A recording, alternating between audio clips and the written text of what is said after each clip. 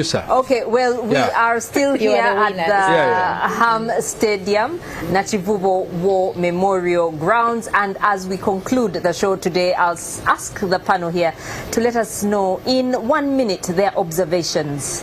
Clive, I'll start with you, Clive. What are your observations? I know you checked out the changing, of the stadium. My observations is that Nakivubo War Memorial Stadium is going to solve the problems of sports infrastructure in Uganda domestically. Yes. The key word there is domestically. Okay. Andrew?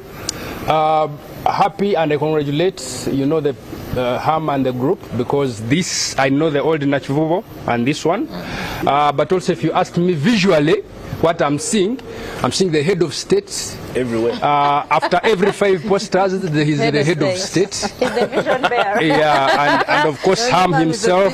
Maybe what we can improve. I see posters of the international athletes. We could have more of ours as well. I see ours as well. I see them across. So yeah, basically it's a good development for the country to have this. Just like Clive, domestic issues will be solved. If anything, we have to pull up our socks. Okay, Danielle? Yeah, I'm also happy. I think it's a good facility, having it in the country.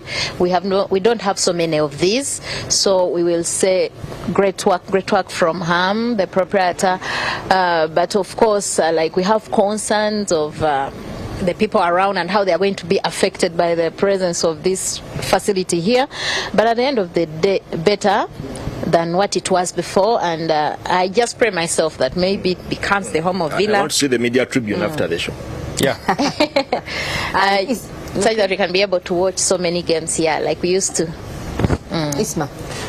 With the advantage of age and having had a dad who brought me to this stadium more than 25, 26 years ago, it's a better place than it was. Absolutely. When I walked in, I had a chance to go and check out the gym, the dressing rooms. I saw about 6 of them, 2 standard international dressing rooms and then 4 other small ones. There is a tremendous improvement on what the stadium was. It's not as bad as when I came here, I think back in 1999, to watch Uganda versus Tunisia. That game that ended 2-0, memorable for Deo Serada being withdrawn at half-time after he had a very poor game at left-back, and Richard Chilwell coming on. Hassan Gabsi that day looked like a Zinedine Zidane for Tunisia. So when I look back at where Nakivubo was and today, to call it an improvement is an understatement. This is a bit like a reboot. Like there was nothing here, more than an overhaul. Someone behind the camera was showing me the videos of old Nakivubo and today, and the memory of old Nakivubo is fading in my mind already. Just one thing, Mebo. If we were to lift this Nakivubo and take it out of here, brilliant stadium, from here, somewhere else. That too, because there are many details that can be fixed here to try and match the international standards. But if it is lifted from here to somewhere else, where there is space, it would be amazing. Yeah, and to all those probably who are watching and are wondering about the nightlife of Kampala, how it is like, because we do have a number of viewers who are watching in the diaspora. Come and you experience such a cool night. Actually, it's not tempted. Too hot for those in the Middle East, for those in Europe where it's winter. This is a very cool night. I am quite impressed. I was last in Nakivubo years ago, believe it or not. I think I came and watched a KCCA match. Very I think last year at Hakim Mabumba Memorial. Yeah, but otherwise, are we out of time? I wanted to give a memory. I wasn't here, but I was listening on radio. In Fort Portal? Justin Juko and Ramirez, 50 seconds, boxing.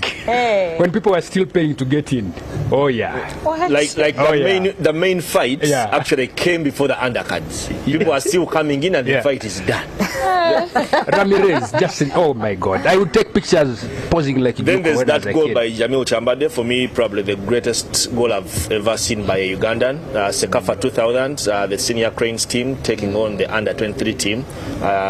He rounded off everyone and he made sure everyone was seated in front of him before he chipped the ball above Harrington John Katsirisuda, the goalkeeper, for the senior team to win 2-0. I was on TV, I wasn't here, but I've not watched a better goal scored by Uganda. Yeah, those pictures by UTV. And actually around that time, Uganda also had the Sekafa Club Championship. It was the first attempt to have